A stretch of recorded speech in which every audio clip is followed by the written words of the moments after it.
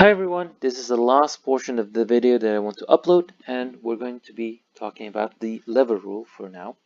Um, so the equation that you want to use for lever rule is this one, that is the number of moles of phase alpha.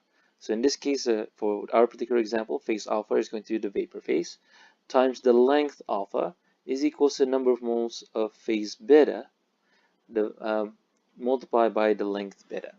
So we're going to talk specifically about the lever rule and just going to go over it a bit. Now, before we go there though, we have to interpret the graph and what it looks like. Now, this is just the boiling diagram for a composition consists of liquid A and liquid B, and both can vaporize. We have one of them is the boiling point of the various compositions. So for example, if you have a liquid at 25 degrees Celsius, it will boil at this particular temperature. For example, if you have your liquid is at 75, then the liquid is going to boil at this particular temperature instead. So that's kind of the first blue line, or the phase beta, or the liquid line. What is the red line again?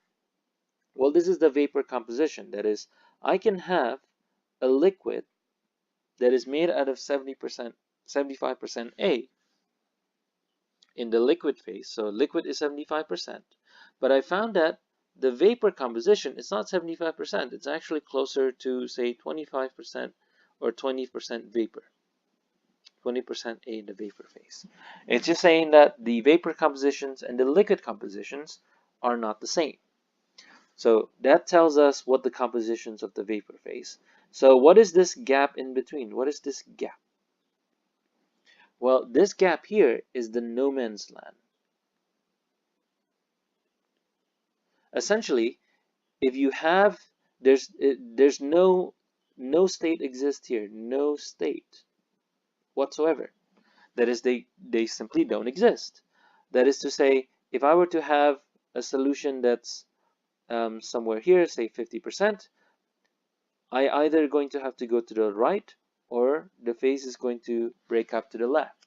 So there's no state exists here whatsoever. So what happens is that you're either going to turn into a liquid phase or you're going to turn it into a vapor phase.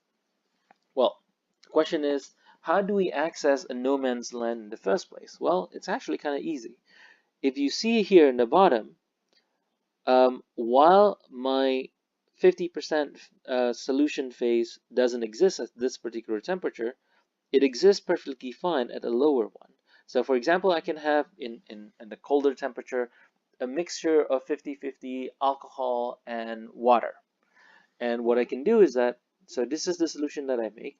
I can heat it up all the way to whatever temperature of my target going to be.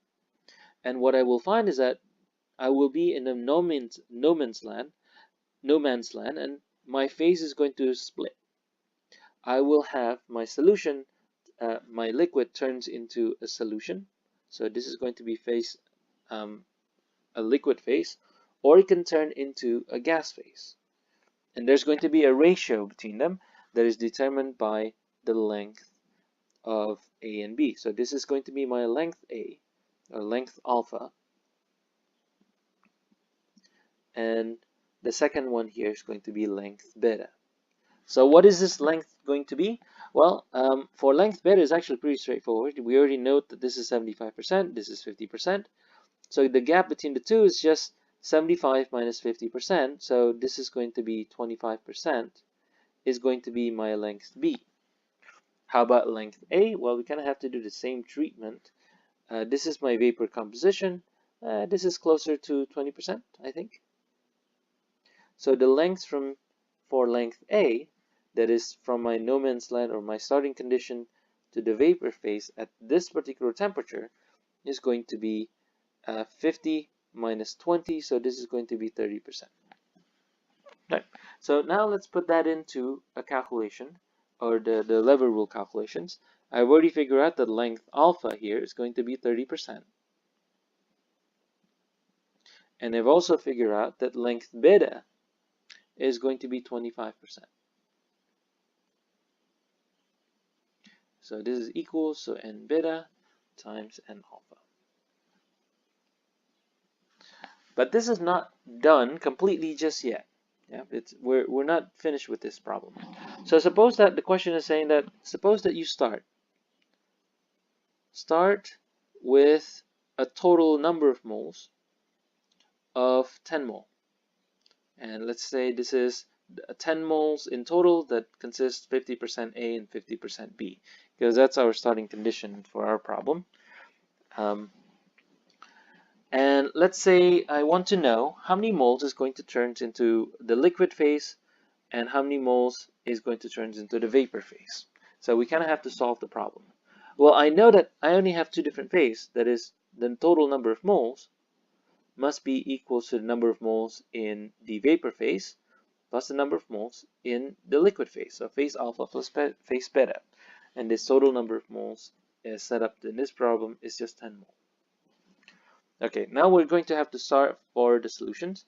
And we have two equations. So this is my first equations. And we have the second equations. And we have two unknowns.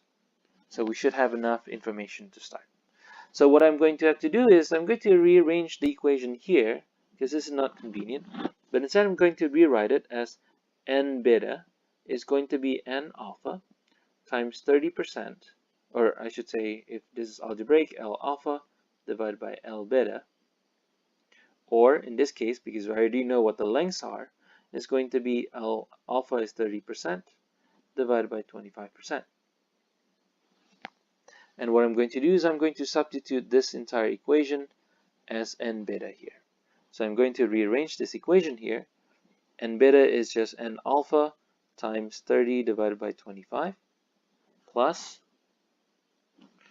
N alpha. And the sum of which is going to be N total, which is in this case 10 mole. So I can rearrange this equation and simplify it further. 10 mole is equal to N alpha of 1 plus 30 divided by 25. So I can solve for N alpha is going to be 10 mole divided by 1 plus 30 divided by 25. And if we were to do this calculation, we'll get the number of moles of alpha of 1 plus 30 divided by 25. So this is going to come out to 44.545 mole. Okay. So essentially it's going to say out of my 10 mole solution or 10 mole total, that is a 50-50 solutions, 4.545 mole is going to turn into a vapor at equilibrium. And the number of moles of beta is going to be just 10 minus that, 4.545. So it's going to be 455, excuse me, mole is going to be in the liquid phase. There. That's the function of the lever rule. It will tell you, again, the purpose of the lever rule is to tell you if you're at the no man's land, how many moles is going to turn into one phase and how many moles is going to turn into a different phase. And so far we're just doing this example between a vapor phase as well as a liquid phase. So what other variations that Dr. Veldman might ask, and at this point I'm just predicting what she might try to ask you, so my guess could be completely off. But for one, we can use one of the information that we have here for freezing point depression. That is, for example, if you have salt and water, you know that the melting point of the salt is going to go down. The melting point of the water is going to go down if you have salty water or salt water. And the equation that governs that is that one. So Dr. Veldman might ask you to do something like this. So suppose that you have this information, draw the graph between the coexistence lines or the phase diagram between temperature and mole fractions. So this is mole fractions of sugar. We have 0%, we have 100%. Oh, sorry, the mole fractions of the liquid. Let's do the sugar side. Yeah, because this is mole fractions B. Okay, so we have mole fractions of sugar. And suppose that you're given that a 95% solutions of water and 5% of sugar solutions have a certain melting point and so on, and construct the diagram. What would it look like? Well, I know that if this is my coexistence line, this is the freezing point diagram, then my freezing point, this is freezing point, is going to increase the more sugar that I put into the system. So my freezing point diagram would look something like this, yeah, based on this equation that we have here. So if I have small amount of sugar, the freezing point is going to be higher. The more sugar that I add is going to get higher, higher, higher, and higher. The freezing point is going to go down, down, down, and even lower. So where is my phase diagram now? Where is my no man's land? Well, before, for our liquid and vapor composition, this is our vapor, this is our liquid, this is our no man's land. So which one is our no man's land? Well, remember, if you have a sugar on a water on its own, this is freezing point. That is, this phase here is going to be a liquid phase. And this phase here is going to be the solid phase. So now our no man's land is here. So if you have some X percentage of sugar solutions and so on, how many moles of the water containing this moles of sugar at the no man's land is going to shift into a liquid, how many moles in terms of solid? You can use that particular graph. Same process. Figuring out the L alpha and then L beta. Okay, so that's our no man's land is actually this portion here. We can also do the same thing for, say, solubility. Where's this equation for solubility? Equation for solubility. Right, so let's say we have the same solution. We have sugar and we have water. You want to know what is the solubility of the sugar, and Dr. Veltman might ask you to graph this whole thing. So suppose that we know that the solubility of sugar is 3 moles per 6 moles of water. So how would this solubility rules look like? Well, I know it's an exponential of some sort, and I know that at 33% and 298, we have one data point. So the solubility of sugar is 3 moles per 6 moles of water. And so 3 per total number of moles is 9, so 33%. And this is occurring at 298 Kelvin. Temperature, this is mole fraction of sugar. So what would it look like? What would the graph look like at elevated temperature and cooler temperature? Well, I know that if I simply heat up my water, my solubility of sugar is going to go up. So this is hotter. And I know that if I have cold water, it doesn't dissolve as much sugar, so it exponentially goes down. So there. This is our phase diagram now. Yes, I'm being kind of a bit sloppy because I'm not deriving it exactly, but we get the general shape. Yeah, and the solubility of my sugar should go up at a higher temperature. So again, which one is our no man's land? Well, the no man's land is actually this one here, because we have two different phases. One of them is going to be the solid phase. It's going to be on the edge here. So we have sugar, and sugar, if it's not dissolved, is going to be a solid. And the solid is going to be 100% sugar anyway. So that's why that's one phase. And then the solution phase is this one, solution, and this is the solid phase.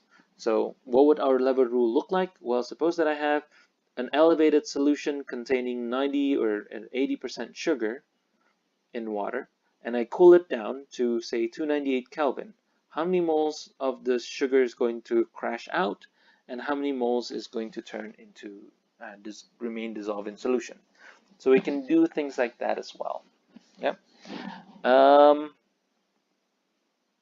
I think that's mostly what I want to do in terms of the lever rule.